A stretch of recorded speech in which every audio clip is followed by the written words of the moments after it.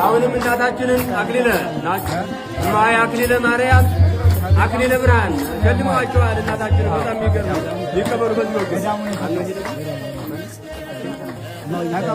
አባ ኃይለ ማርያም አሁንም አበርክተዋል ስጦታ። እሺ ከገዳሙ አሁንም ድርሳኖ ተግሳጽ ዘዮሐንስ አፈወርቅ በጣም የሚገርም ነው።